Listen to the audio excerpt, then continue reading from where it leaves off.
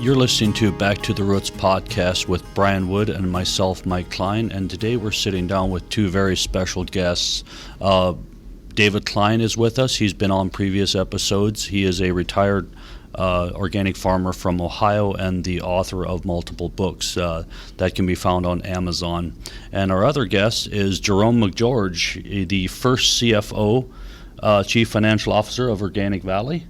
And Jerome, thank you so much for being with us today. And can you start out by giving us a little bit of a history in your career and how that led up to a career within Organic Valley?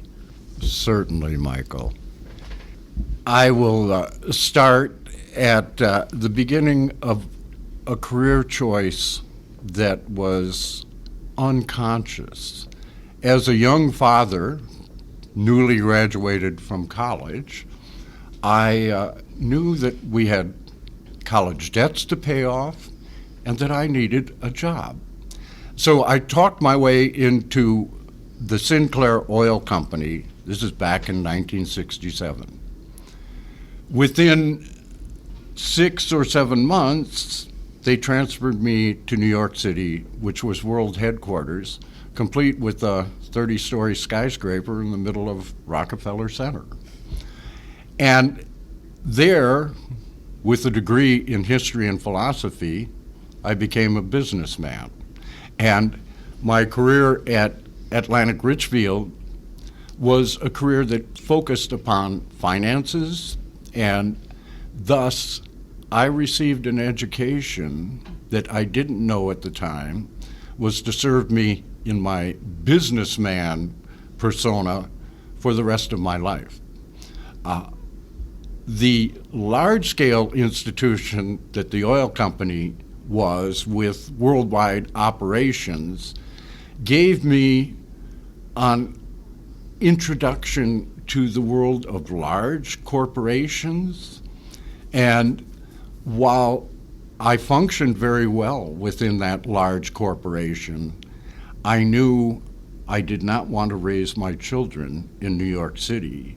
So a crisis was looming. My son was soon to need to start school, and it was at that point I pointed to the oil company my reasons for leaving New York City. They offered to give me a job in Los Angeles or Dallas, and I pointed out, you don't understand, it's not just New York City. I need to be back to the land. And that was a driver in my own consciousness in 1970.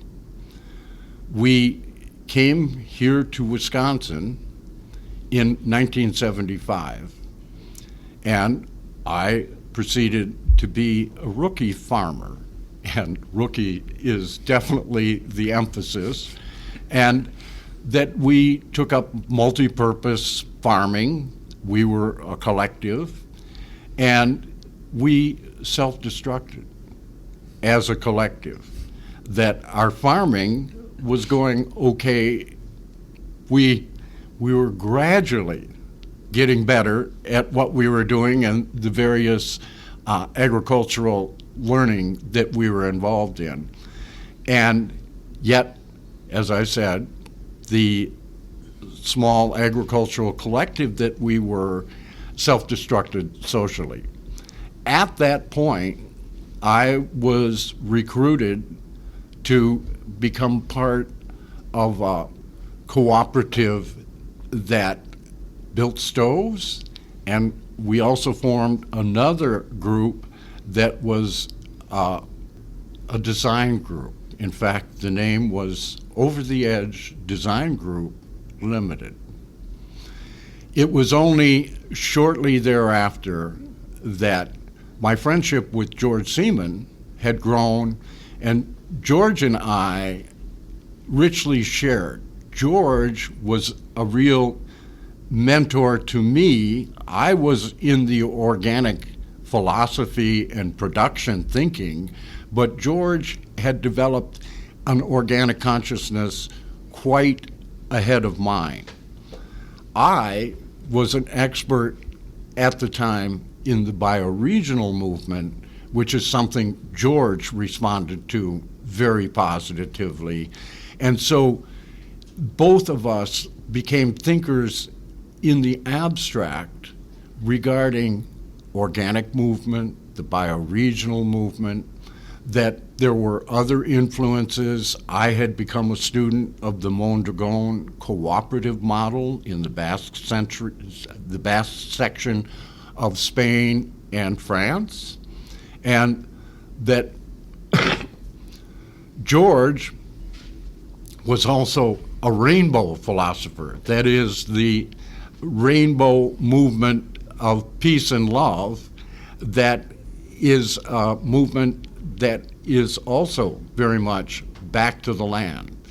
It was in this background to the 1970s, 1980s growing farm crisis. And at the end of the 80s, in fact, specifically 1988, it was time to start an organic cooperative. I could speak about why it was an organic cooperative, which was our reasoning that in terms of value added, in terms of the survival of the family farm, that organic seemed to us to be clearly the most superior path to a value-added agriculture that would allow family farms to thrive. That we had some very serious questions about cooperative, in that we had watched especially agricultural cooperatives and a frightening failure of many of the farm co-ops, and the struggle and, in fact, bad reputation that farm co-ops had gained at the point of 1988, and us realizing that we had chosen organic as our means to a better life for family farms. We chose cooperative because we thought there was no alternative. We were not going to be a corporation, and of course it's to be observed that all of our significant competition in the organic sector is corporate. And there are agricultural organic cooperatives on a small scale, but Crop Organic Valley is far and away the most successful of large co-ops that have managed to be a successful organic cooperative. To finish, in terms of trying to give some background to the beginning of the cooperative, it was the third mission. We have a mission to the organic movement, we have a mission to the cooperative movement, but our first emphasis was a mission to the family farm movement. I am surrounded by plain people, Amish and Mennonite philosophers as we gather here today, and they are family farm practitioners of the first rank. That our three missions are still alive with us today, and that we will continue to emphasize that we are a family farm cooperative, which means we specialize or we have a total emphasis upon small family farms. So, right when you started the cooperative, you guys didn't like the idea of a cooperative. We'd seen too many of fail. Yeah. So, in what way did you structure it differently than your normal cooperative? And did you have a different idea of starting it a different way? We did, Michael. There were two influences. George had become an expert in the Shapiro cooperative movement, and in this part of the world, the Shapiro ag co-ops tend to specialize in tobacco farming, and going back early in this century. I, during the 1980s, became a student of the radical Mondragon cooperative movement, which is based in Spain. Mondragon is now all over the world. Mondragon is an incredibly successful cooperative, and their influence, as well as the Shapiro influence, were two factors that made us somewhat different than other cooperatives. To really go into some of the technical cooperative and cooperative philosophy might get me being very wordy, so I would just say that both the Shapiro and Mondragon influences were very important to crop cooperative. Mm-hmm. And I want to just go back to, as you were setting this up, this was in the 80s, right? Late 80s. And you were already seeing the devaluation of the family farm. And nowadays it's pretty stark with the large corporate farms out there, thousands of cows, thousands and thousands of chickens. My question is, what were you seeing at that time that was showing signs of the devaluation of a family farm? Well, all the way to the most extreme crises with farmers committing suicide as one indicator of just how serious the family farm crisis was at the end of the 70s or 80s, or as David and I have observed, the family farm crisis has only deepened since World War II. And that today, as you mentioned, the concentration of farms, the size of farms has grown exponentially, one could even say. And so the niche of this cooperative, emphasizing family farms and family farm scale, is a unique and a distinguishing characteristic of this cooperative. We know that we're focused on family farm scale, and we are not interested in growing more of a large farm cooperative. We know who we are, and I have, especially as we're discussing plain people today, that in terms of our three-part mission to family farms, to organics, to cooperative, that plain people are, in my way of thinking, perhaps ideally the farm of Organic Valley. It's an ideal. And what I mean by the ideal of family farm and the Amish and Mennonite communities, that they are naturally cooperative.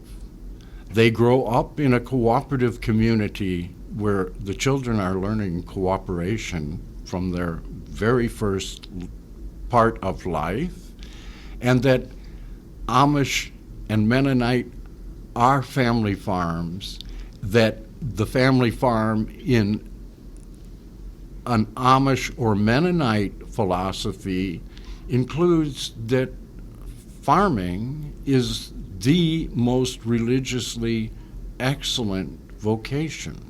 And I have asked and listened to answers why the spirituality of farming is a special feature of the Amish and Mennonite religion.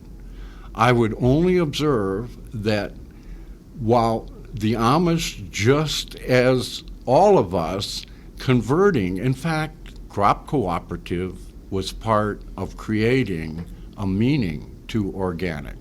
When we started this co-op in 1988, a big part of our work, and we had a few allies, was to create meaning behind organic. And we certainly faced abundant skepticism, you will never make organic a premium product. You will not earn a special organic premium for organics. We think you have a losing proposition, and we certainly heard that loud and clear from the Wisconsin Department of Agriculture, from the University of Wisconsin Schools of Agriculture, and that we feel that organics is well established and will only, if we are wise and evolve a higher meaning of organic and a regenerative agriculture, we will continue to grow, and we really believe the future must be organic. Yeah, and I think once you look at what Organic Valley right now is primarily a dairy cooperative, and it started with the tobacco and the produce. The idea came from the tobacco cooperatives, and then it went into the produce, and then it changed into dairy, and dairy was kind of the easiest way to really get into the organic market, and that was kind of the cooperative grew with what sold the best, or what was the easiest thing to differentiate in the organic world. And I think I would like to hear a little bit more about the early struggles, because I'm guessing it didn't just take off from day one. The work that was put in the first 10 years of this cooperative, when you look at the history, in the first 10 years, there weren't much over 100 farmers after 10 years, were there? No. And at 10 years, were we at 100 farmers? That's a good question. Yeah. I'm not sure of that, Mike. So I would like to hear a little bit more about those, say, the first 10 years.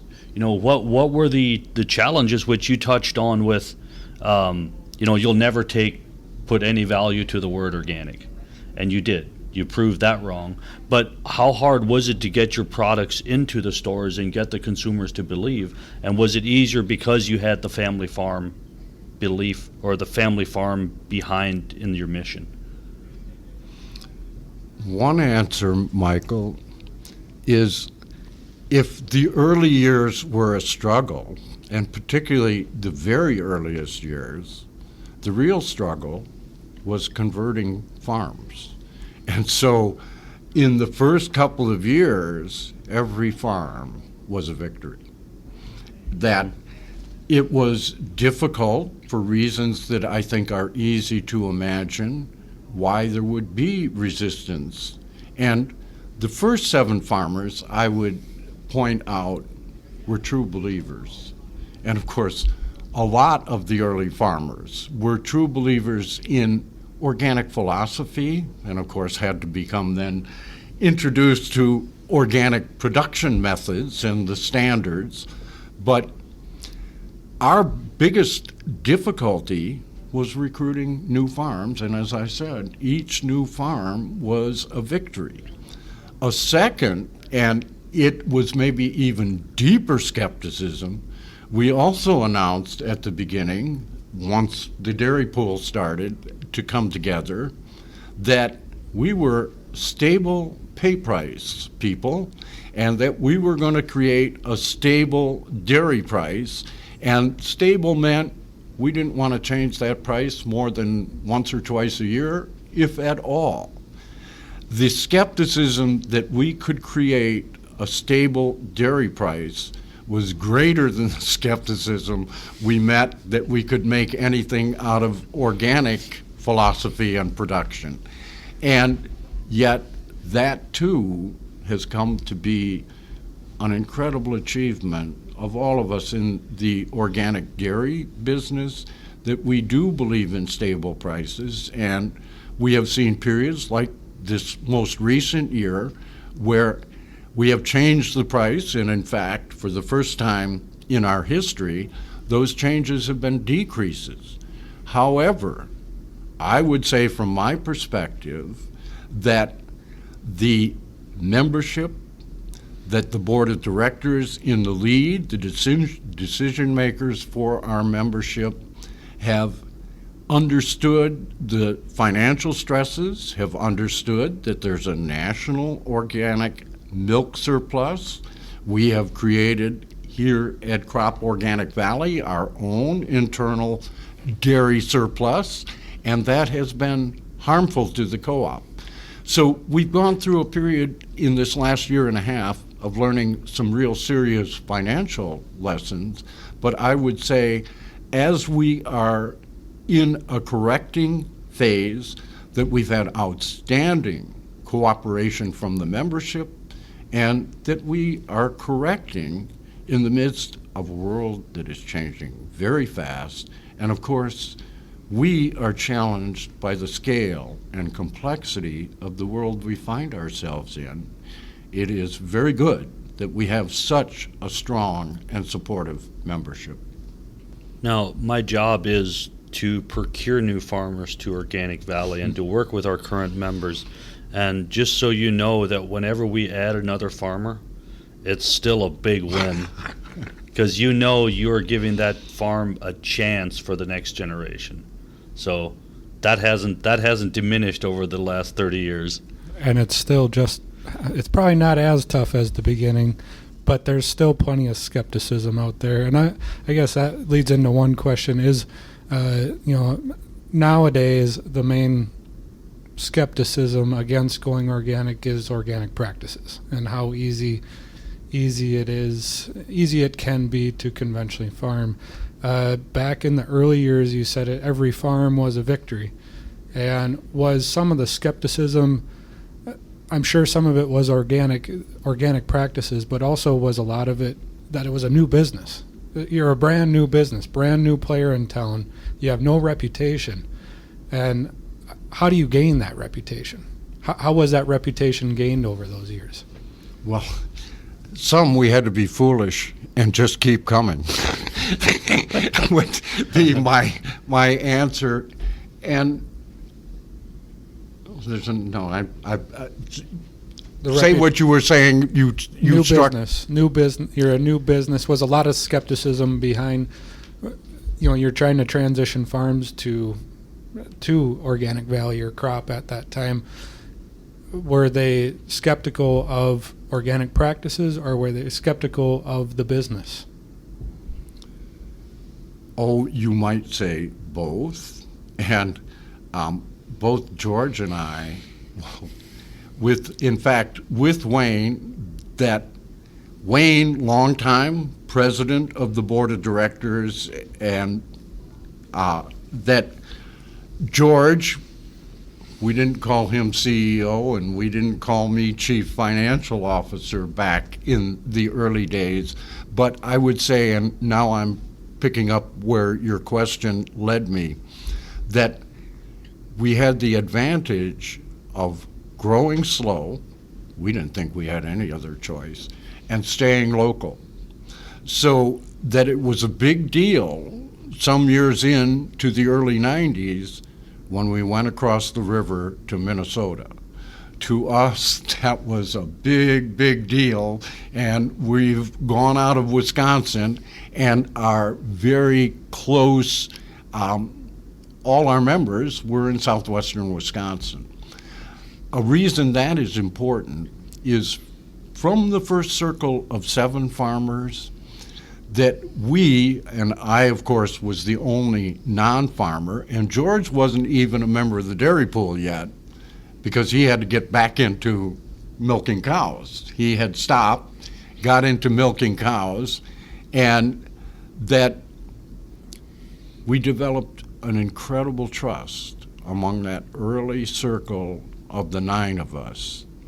And that trust, to me, was best signified by a growing sense that as we had to make decisions, as we had, as you're pointing out, we're a new business. We had no track record. We had very little credibility. And that, yet, as the internal group, we were growing together in trust. And that trust grew and served us, and thus a real result of building that kind of trust is we realized that anything we could come to a consensus about, we could make happen. If we weren't in consensus, that was not true. But if we were in a consensus in that first group, we move forward with confidence, and we will just keep coming because we know we're together, we trust one another, and we believe we're right.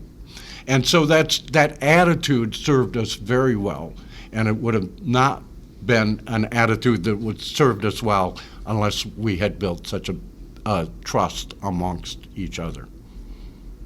So you mentioned going across the river to Minnesota. That was the first time going out of this local the driftless region, southwest Wisconsin here. Going out of this region, I'm assuming it was opening up vulnerabilities to that trust, but was part of the reason Organic Valley was started. You mentioned moving back to this area to do bioregional, and I assume that is what we might call the local food movement today. So how much debate, and correct me if I'm wrong, but how much debate was there and how much consternation was there to decide to go just across the river, let alone now in Ohio and in Oregon and in Maine? How much debate was there in those decisions? A good question. I think we were a combination of careful. That is, we had no sense that we were ever going to grow to the dimensions that we have grown to today. And so the move across the river to Minnesota was, first of all, people we had gotten to know, people who were convinced that our approach to organics and family farm and the organic movement were similar to their point of view. We knew we were recruiting compatible and organic thinking people. Of course, I would observe after the initial phases, and I would say Michael referenced the 10-year place. Up to the first 10 years, we were recruiting people who were the low-hanging fruit that had some understanding of organic, or certainly a sense of why organic agriculture would be a healthier agriculture. And that in the building of Crop Organic Valley, and especially the dairy pool, it worked because we did grow slowly, and we were recruiting people who had a sense of organic and its goodness, or even a sense of why the future must be organic. And further growth, so that the really big deal, much more radical than the move to Minnesota, was the move to the West Coast. And we identified that the Cascadian Corporation, which early in our history got sold out to General Mills, but Cascadian was one of our very first allies and one of the very first organic entities in a world in the 1980s where there were no organic entities. And so when we made a determination to move to the West Coast, it was setting an example that we realized later that was absolutely necessary and a guide to our future expansion. That is, we needed to recruit dairy farmers and establish a dairy pool so that any new marketing area we were moving into, we had a supply of milk that would be local milk. And of course, the dry products, the cheese, which was our first product, and it was because dry products can be stored. They are not like fresh milk. And in fact, in another aspect or characteristic of crop Organic Valley, that we have had some absolutely critical partners in developing this cooperative. And one of the very first, an angel to us at the beginning, was Horizons coming to us as a group that wanted to start a yogurt business. And they wanted it to be an organic yogurt business. And they came to us with the request, well, we don't have any farms, we don't have any milk, and would you be our milk supplier? And we, after some discussions, agreed to help them this was them starting. And yet five years later, they announced to us they were going to go into fresh milk. We reasoned we weren't ready for fresh milk. We weren't ready for all the risk that represented. But then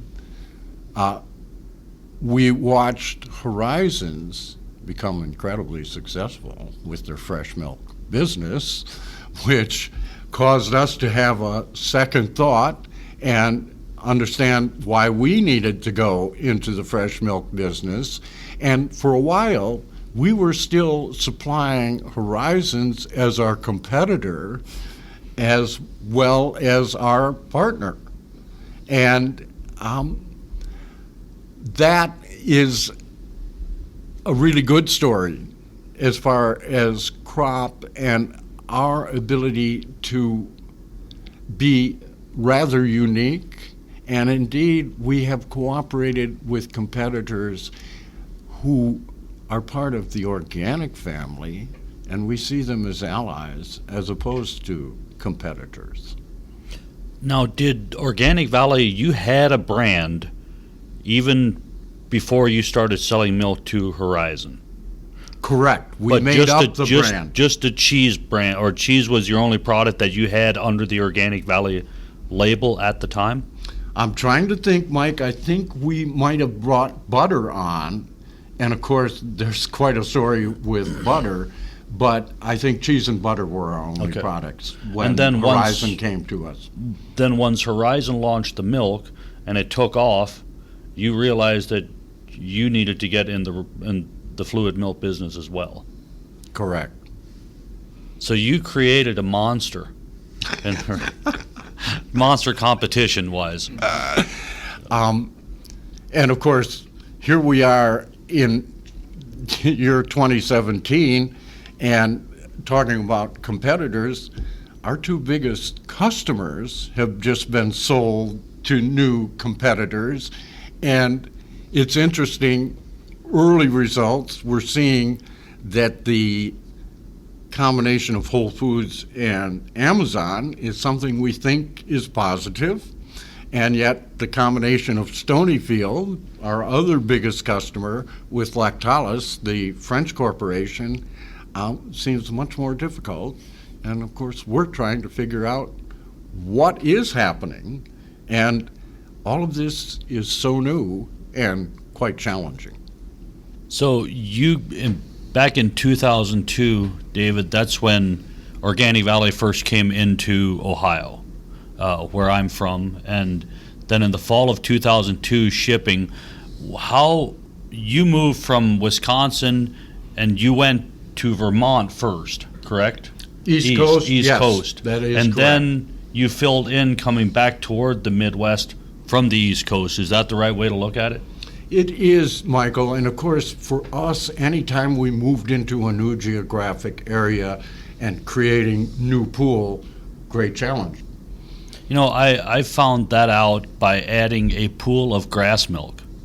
You know, as silly as I thought that was a lot of work to add a grass milk route in the middle of all these other routes. But then to look at back in the day when you came to Ohio to start something where there was nothing is a whole different level of challenge. but it doesn't go without help from the local farmers, I'm sure. David, I assume you were, I'm not as familiar with the Ohio start, but I assume I know you were organic before Organic Valley ever came to the area, but, what were you doing, for lack of a better term, to prepare yourself for Organic Valley or to help Organic Valley come into the area to make it easier so that all the work wasn't having to be done on our end? Well, we had our first meeting in 1997 in our little woodworking shop with Mark Martin and his brother Ernest, his brothers Ernest and Nelson, and their dad even came along. It was sort of brought on by Mark and Rob Schleber to what can we do to value add to our product to keep our young people interested in farming. And then, of course, organic we even invited Sylvia up, who was at that time, I forget, I would not know her position name, but it was OFA. And she knew very little about organic dairy. But we decided that's the route we would like to take. And we were almost organic for many, many years. But we had no markets no reason to become certified. And then we've been organic for 20 years now, and certified since 2000. But we had no milk market. And we were fortunate. Cecil Wright worked for Organic Valley, and his sister is Leah Miller, who lives local. And I always say we had a little bit of a foot in the door. And one day it's probably in the fall of 2002, Leah came to me, Organic Valley is ready to take milk. Cecil called me. And the only time in our life we'd ever bought some corn. That fall we had just bought some conventional corn because we were shipping to Smith Dairy, which was a good local conventional dairy, and milk prices for conventional weren't that bad at the time, and we were doing okay. And then that fall, we couldn't get on until, I would say, February of 2003, because we had 3 months to go before we could get on the load. But from there on, I always say, by then, David Hirschbergers were helping us farm, I think, at the time, and I said, all the work we put into becoming organic, I never had an organic milk check. Parts of it, but never a full organic check, which doesn't bother me. Excuse me. But the next generation is getting the benefit, and that's what it's all about. So we're just so happy that your co-op worked and is working as well as it is, because we have become a part of it. We're benefiting from it, and as probably. Let me say, and Mike knows better than I do, but in the last years, you're adding $10 million to our local economy, money that exchanges locally. It comes in and it's used. And Wendell Berry's had, I think I'm quoting Wendell, he quoted somebody that money, $1, if you spent money locally, it can exchange 17 times before it leaves the community. And I thought, that's a nice story, but who knows? So it has happened twice to me that I went to the post office in Mount Hope, not on auction day on Wednesday because it's too busy. I like to go on off days. And Logan, the postmaster, was sorting his cash. He was putting those worn out $1 bills on one side. They were like boiled cabbage and how limp they were. And the crispness was all gone. And Logan looks at me, he said, "David, you people don't get away enough. You wear the money right out in the community." And that's what I wanted to hear. By buying local, you help us that we can then buy local. So it's not just the Organic Valley farmers that are benefiting from this, it's the entire community. And that to me is, it's just, let's just say things have moved way beyond our expectations. We had high hopes, but not this high. It's so gratifying. You know, that meeting in 1997, how many people were at that meeting? Probably actual farmers, not over a dozen or 15. Okay. And the only one ready to go would have been Mark Martin. And the rest of us were almost ready, but that was really, there were about 8 of us that said, let's do it. And I always say there was a small group of, okay, we might do it. And there was sort of a large group, well, we'll let them hack through the cane brakes, and then we might be interested. And then there was a huge wait-and-see crowd. Well, the wait-and-see crowd is what Mike is taking care of now. They became just like you. There were skeptics. There are a lot of skeptics in the organic movement. And I said, I always talk more than I should, but I said, when we receive the first organic milk check, Wednesday, I'll go to Mount Hope when the auction is. I'll walk through the crowd and show them the check. Look at this. Of course they didn't. But that it is possible. We were always believers in organic. This can work, especially by adding cow numbers, adding more manure to the soil. Actually, our soil has improved in the last 20 years because of the extra manure. When I was a little boy, 8 years old, starting to unload manure by myself with the number 8 New Idea manure spreader, had 5 notches on the left side, and the right side put the white spreading gear. My dad said, put it in the 3rd notch and drive about 3 feet apart your tracks. And that's the way we spread manure, so the field would be covered. Well, by the time we were into farming, we added more cows, and we were driving track on track from instead of the 3rd notch all the way back to the 5th notch. So that goes to show how we were adding cow numbers, how we were adding manure, and the soil has improved. And it's also just so right. As you said, it's such a good work. It's such a right work. I remember Wes Jackson getting an award, sort of an alternative Nobel Peace Award called the Right Livelihood Award. I think that's what we all should have, isn't it, Jim? A Right Livelihood Award.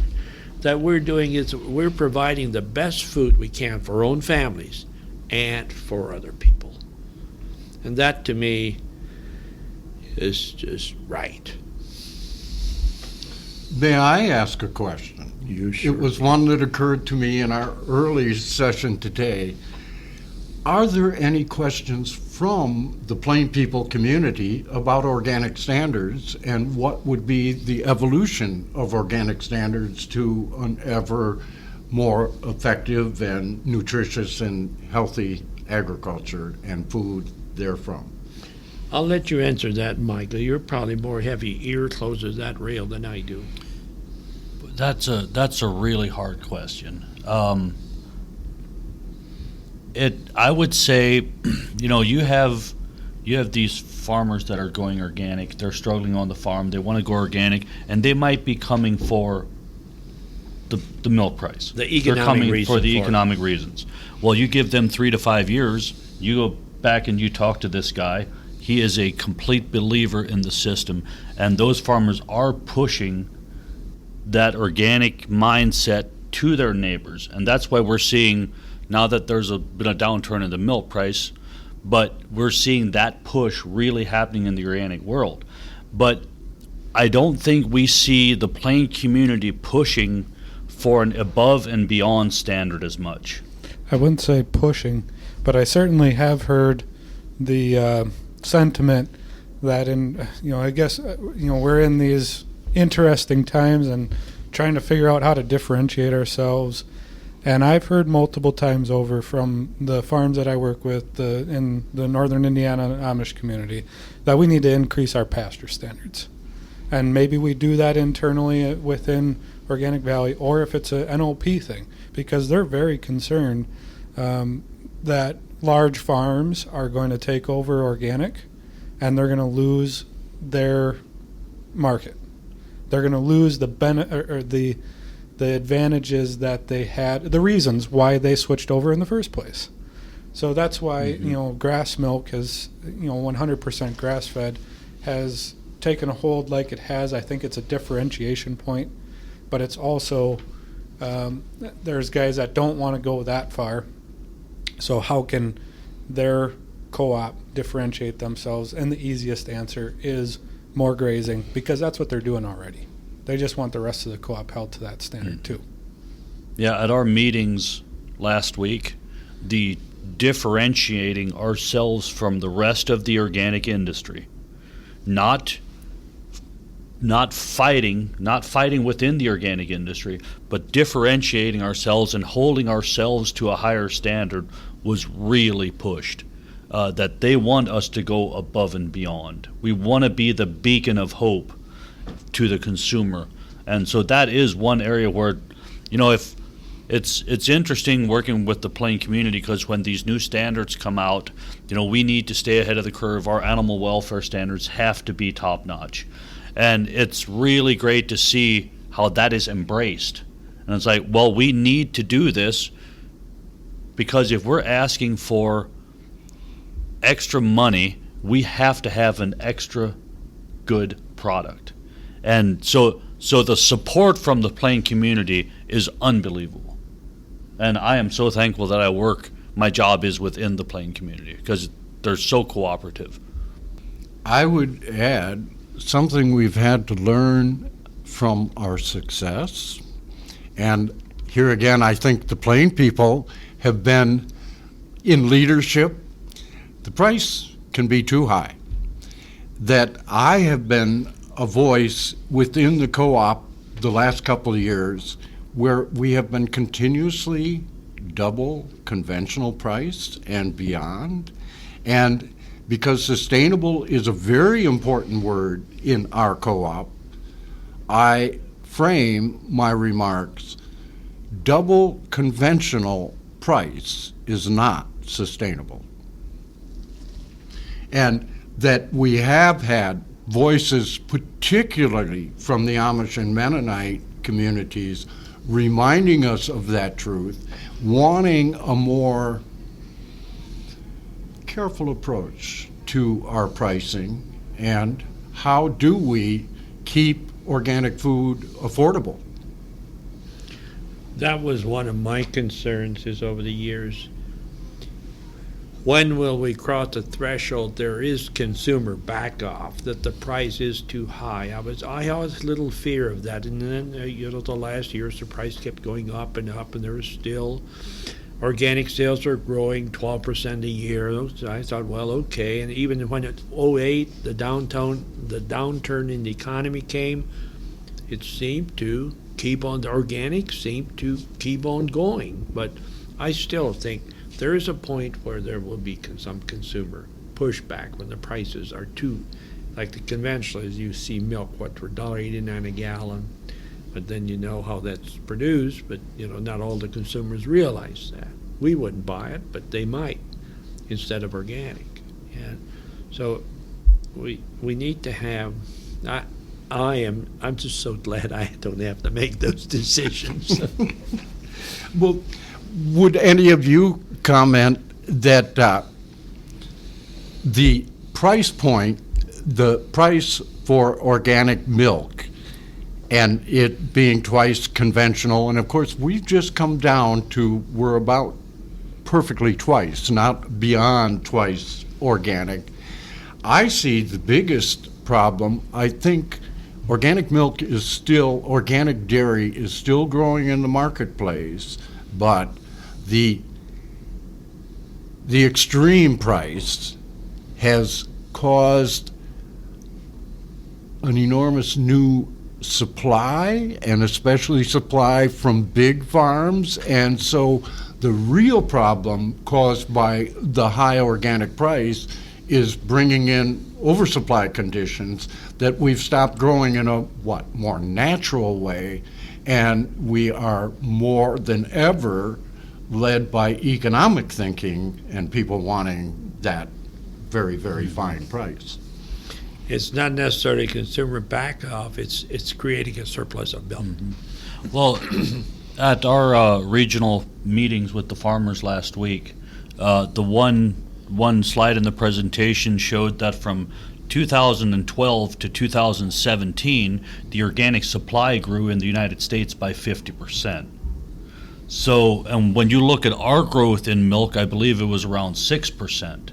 So the industry was short in milk, and then the gold rush happened. And anytime you come out of a gold rush, you come out in an oversupply. Yes. And so now, as a cooperative, I think we have to really focus on not going from an oversupply back into an undersupply and trying to figure out, because people that aren't really aware how hard it is to balance your milk supply. There's so many factors, be it cows, be it weather, feed quality, all these factors, and what can we do to keep that more of a stable versus the up and down, so we get away from, we want our stable pay price, but we need to be able to have our stable supply and stable growth in order to maintain that, I believe. I've been wondering, of course, I didn't ask anybody, but how much of this oversupply from the larger organic dairies, not Organic Valley dairies, can be attributed to this fake grain, organic grain coming in? Was that enough to, because my thinking was the supply of organic feed will somewhat limit the production of milk, because there is only such, but once they start importing grain from Ukraine and all those places, that is meaningless. That's such a good point, David. And it gets back in my thinking and why, indeed, the plain people are such an important part of our co-op, that the ideal is you in the dairy business have your herd that fits your farm. And you have as many cows as your farm can feed, and that is the standard. That is what is the common sense, what is truly sustainable.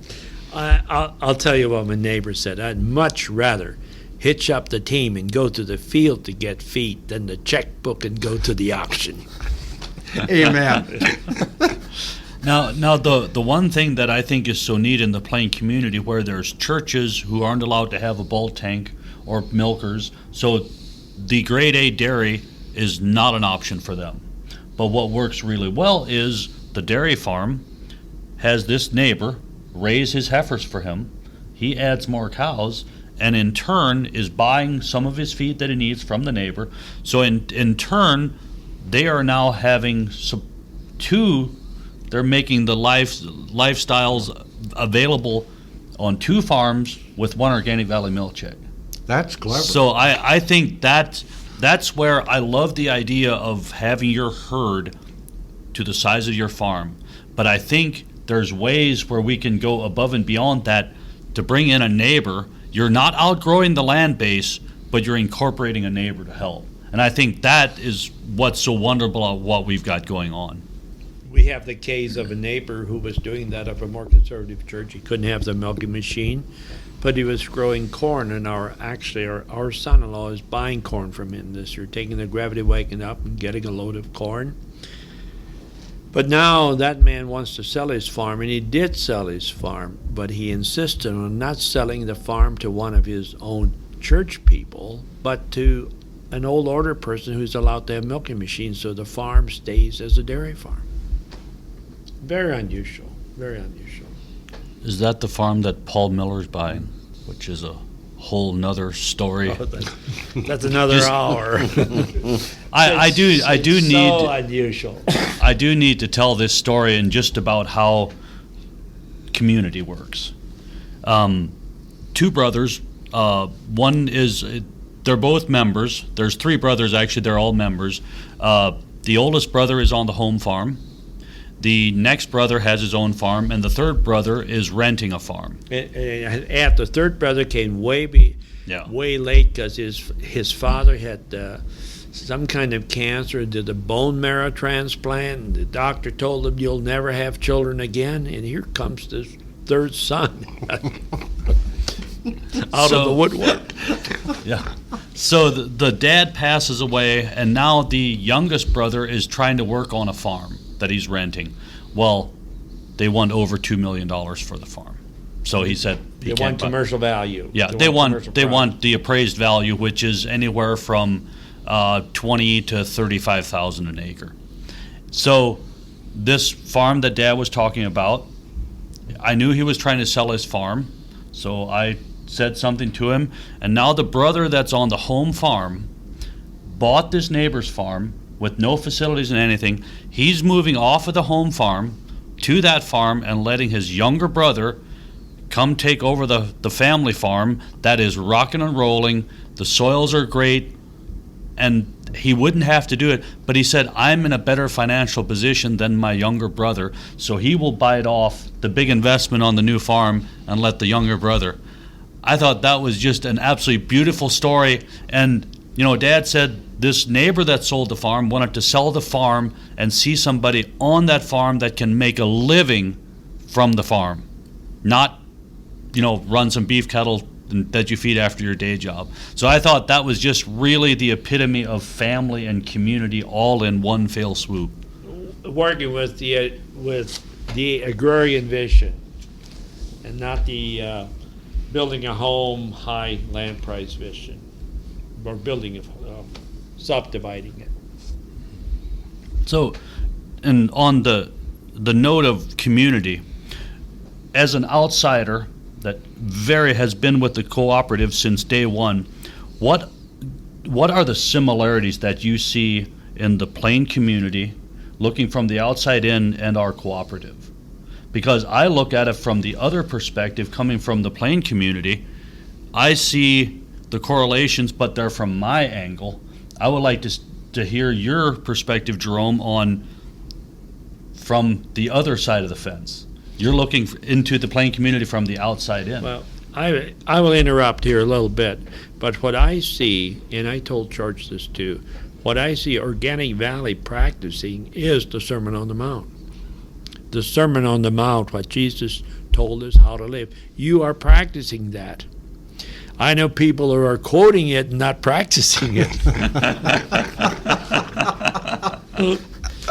So, whether you know it or not, you're doing right. Well, and we don't always know what we're doing. Absolutely. Michael, I was referencing earlier, right on the channel you're asking from. What is the compatibility of Organic Valley and the Plain people? And it really starts with the family farm, and that there's an English tradition of family farms, and of course this country used to be a majority of farms, overwhelming majority. They say we were still 50-50 farm and city in 1900. Now, we're down to less than 1% are farmers who own their farms, and with renting, but also farm workers, we're still talking about a tiny few percent of people involved in agriculture in this country.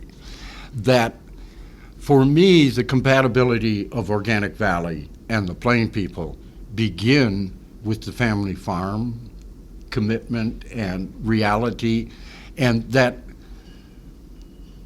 by the time Organic Valley started in 1988, there had been such a diminution of family farming, such a loss of family farms, such a growth in the size of farms. All of these factors are interactive, but that the compatibility of the cooperative that is Organic Valley Crop and the Plain people begins with the reasons why family farming and the family farm unit as being the ideal for both the sustainable building soil, building a basis of prosperity that then can be a succession. And of course, we at Organic Valley are finding, just as all the problems in the Plain people community,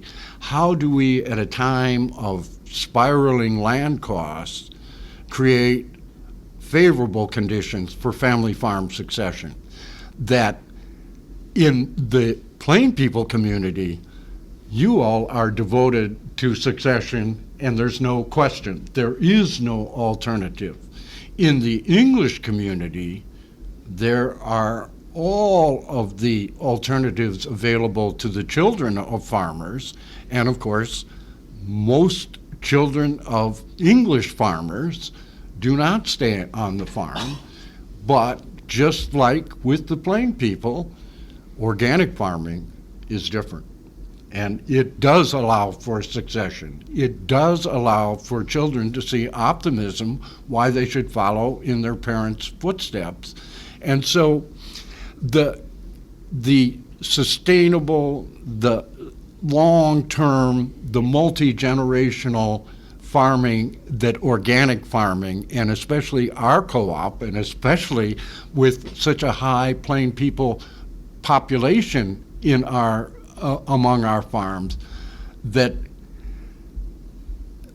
is the largest part of compatibility. As I'm saying, that the Amish are in a cooperative life. So for all of us who are part of cooperatives, and I point out to people, in Wisconsin and Minnesota, at 1960, over 60% of all the cooperatives in America were in Wisconsin and Minnesota. So there is a real cooperative tradition here, which of course also devolved. So many farm co-op failures, and it wasn't that the co-ops were bad co-ops, it was conditions in the agricultural economy and the devolution of that set of circumstances. But cooperation, family farms, the plain people model those values to the rest of us who are part of this cooperative, and that is such a strength of our unity as a cooperative that is so proud that it has so many plain people among its members. We're delighted to be a part of you. Yeah, the Amish, the plain communities probably weren't quite susceptible to the American, how should I say, for the last 150 years. The economist Peter Drucker wrote an interesting piece in the Atlantic Monthly years ago, maybe 10 years ago. And he wrote about the article was on comparing the Industrial Revolution with this so-called information revolution. And I read this years ago, but in there he said that the Industrial Revolution moved ahead just as fast as this so-called information revolution. But he said in that, he went on to say that in the United States there was almost no status given to the farmer, the small scale, the agrarian type farmer. And in England, a lot of status was given to it. And he said at that time, England had no schools of technology, no colleges, no MITs, no college of technology, because the emphasis was on the agrarian life. Here it was the opposite. Many farmers would tell their children, don't farm, it's too tough. So we had that, for 150 years, a negative push against small-scale farming. It's too hard work, there's not enough money in it, and for the Amish and the older Mennonites never subscribed to that notion, and that helped us. That we didn't have that strong push to leave the farm, to better yourself. Look at the cartoon Garfield. You know, John comes from a farm in Indiana, supposedly. He's always making fun of the farm. I wish somebody would kick him under the bus wheels, Garfield. It's that negative, you know, how his brother looked. It's just that negative view of farming. And so that's why years ago, maybe you remember, Jerome, it was in these farm journals, successful farming magazines. It was the ad for Central Soy. I remember, Jim, the farmer sat out on an alfalfa field behind the desk. You're not a farmer, you're a businessman.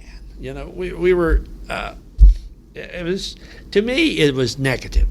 And so that we've had so much of that over the years. And now, just like this morning, Wall Street Journal, which I happen to see in here, there's an article on a 33,000 acre farm in Kansas. And this is the way it's efficient. As Wendell Berry said, there are two words I hate: efficiency and inevitable. So that's you hear so much of that. This culture worships efficiency, and I so appreciate that comment, David. I don't think the worship of efficiency is a correct emphasis. And it's not sustainable. Correct. May I ask another question? Please do. I'm just back from California, a Bioneers conference, and a real emphasis this year on carbon farming. And carbon farming wants to say there is an enormous potential in better crop and tree culture that we, with well thought out plans, can begin to draw down through our plant strategy carbon from the atmosphere. And it is wanting to say, and I love this part of it, we need to build our soils, and soils which are fertile absorb even more carbon through the planting strategy. And one question I want to ask, considering carbon farming, it seems to me it is an extraordinary opportunity not only to approach the problems that we call climate change and all the complexity of that, but it seems to me that it is an opportunity for cooperating on a global land use plan scale. And that if we could get to a global land use plan, not to say that some central authority is going to be saying what individual farms plant, but can we create a global cooperative around this? I would say we don't have a better opportunity to address climate change than carbon farming seems to present, and that carbon farming, land use planning also could lead to a global food plan and addressing why 2 billion of the 7 billion plus people on Earth are either starving or in a terrible food insecurity, where some days they are eating 2 or 3 meals and some it's a meal every other day, and that we who are the agriculturists need to think along the lines that this carbon farming and all the reasons why we do want to consider carbon farming. Any thoughts that you all have about carbon farming and what your take on its potential? Well, I must confess, Jerome, that's almost over the top of my head. I guess I'm still thinking too locally. Explain carbon farming to what plants are best to absorb the trees. Trees, really. Yeah, trees are bring down carbon and can process more carbon and store it in the soil. Like, thus permaculture is another part of what carbon farming would be. And then, of course, we're going to continue to do annual planting, but that there is not only no coordinated plan, but the UN just announced that 1/3 of the soils worldwide are horribly depleted, defertilized, and in other ways in real trouble. And in fact, of the remaining 2/3, and we're being told these are conservative estimates, that China, for instance, is very concerned about its soils. We in the organic movement do say and do mean it all begins with the soil. And so I see us having a real role in this potential of carbon farming, and why I'm asking questions, because some, David, it's over my head too. We're trying to wrap our heads around, is this a solution? And that certainly some of the people most adherents of this method are saying we can take half of all the carbon that's up there down with a sound land use planning. I read somewhere where Alan Savory, who was the Holistic Resource Management people, gave a TED Talk. Now, I'm not quite sure what a TED Talk is, TED. You'd be good at TED Talks, David. And he explained how farming could remove all this surplus carbon. Did any of you listen to that? I was just curious. I've read articles on carbon farming, and I'm certainly not going to speak with any authority as if I know what I'm talking about. But essentially, it's the plant can draw carbon, and as soil organic matter grows, it can draw more carbon. So essentially, the fastest way to grow organic matter, I'm tying it back to, what we're doing here, and is to graze animals on pastures. Mm-hmm. Excuse me, Michael. Just this one word. This Alan Savory talk, I guess, was, I don't know, would you say went viral? It had a tremendous. So someday I hope maybe we can listen to it. Yeah. When we were in Sweden, I forget the farmer's name, that he owned like 1,600 hectares of woods. Olaf. And he said with the carbon that he's capturing, they had 300 cows, I think, that they were carbon neutral or carbon positive because of all his woodlands. So he was capturing more carbon than they were using on the farm. So that was kind of my first introduction to that kind of thinking. And supposedly the way he manages his woodlands, he is increasing the carbon sequestration and the carbon capturing in his woodlands because of his management. Well, so we might have to completely edit this out because I might be speaking completely wrongly here. I'm speaking a language I don't understand, so go ahead. Yeah, but they need it for photosynthesis. The plant or leaves or whatever it is needs to capture carbon dioxide. Photosynthesis is the magic at the heart of it. You're totally exactly right, Brian. Yes. So I'm not trying to speak with any sort of authority, but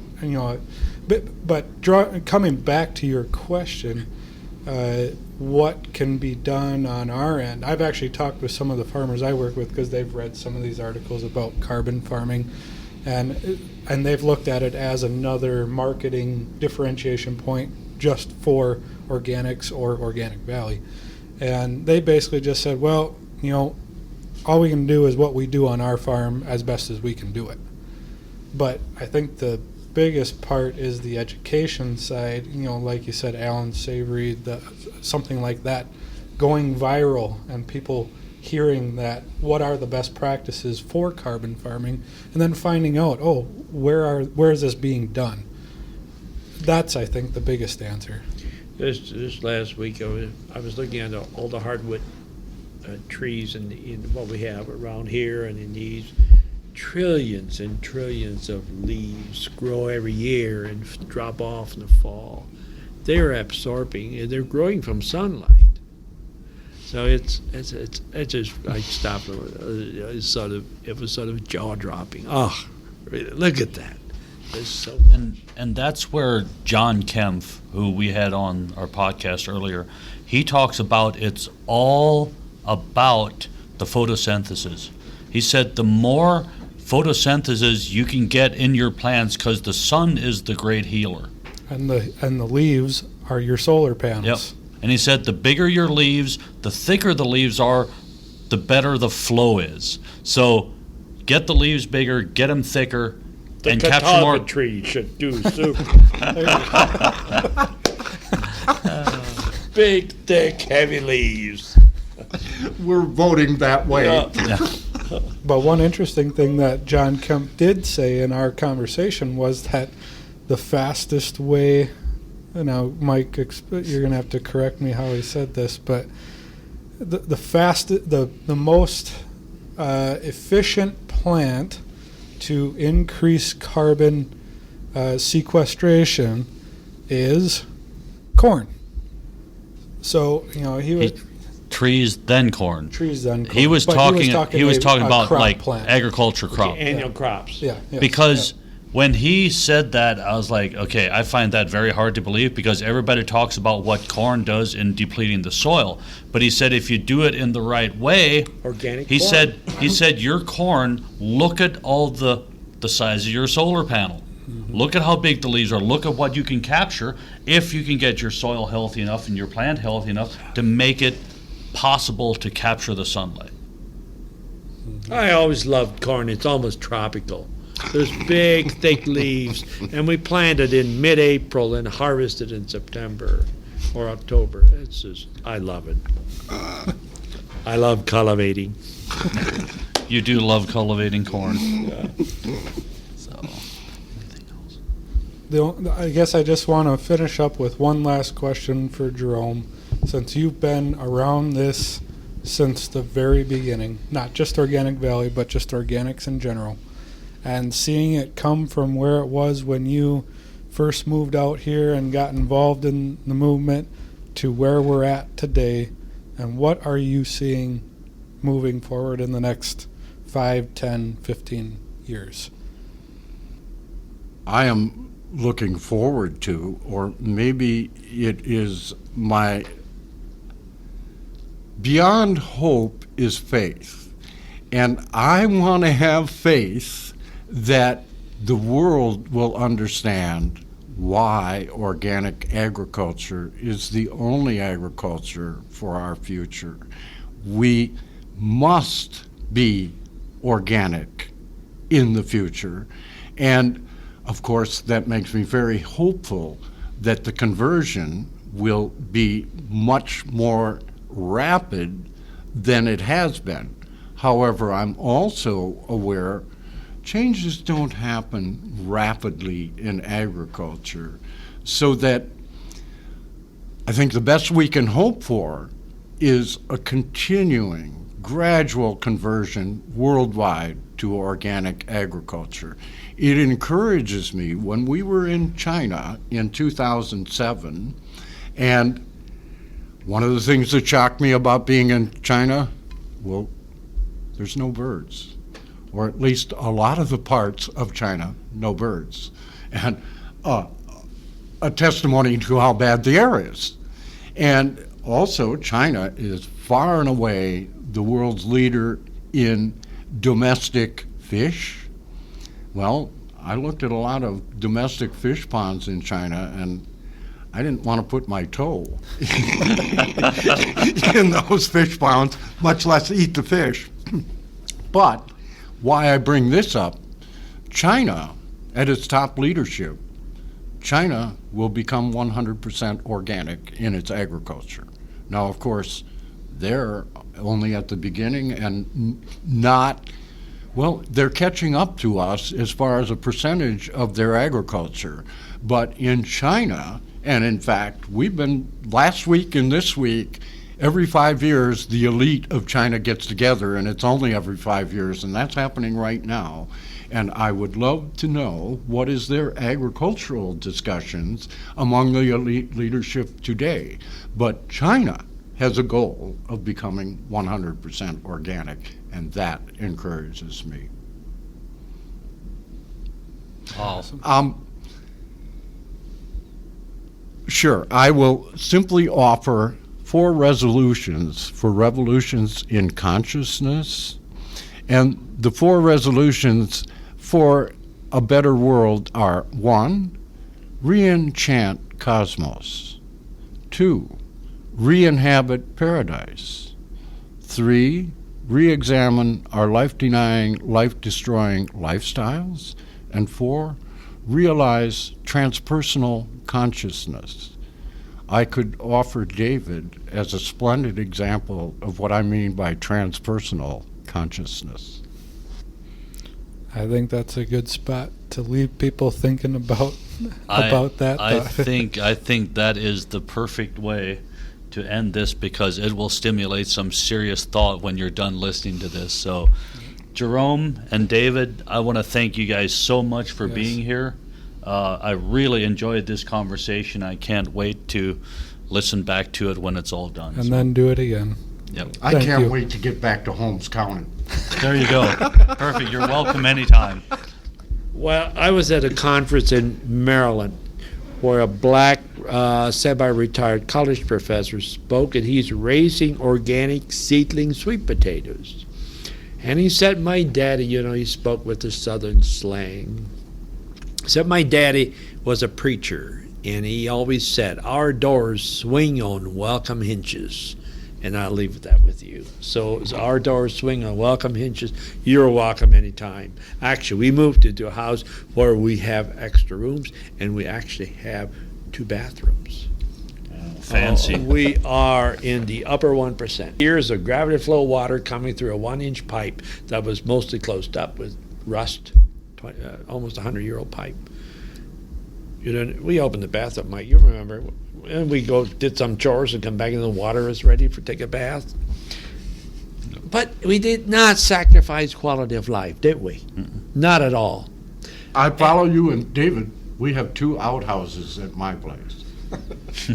All summer we had an outhouse. We lived over in there, and let me tell you what. Because of the outhouse, I some nights I don't have. Usually I get up once or twice a night as you age. Yeah, I relate. Where's this going? We're off mic, aren't we? No. Oh, okay. Okay. Let me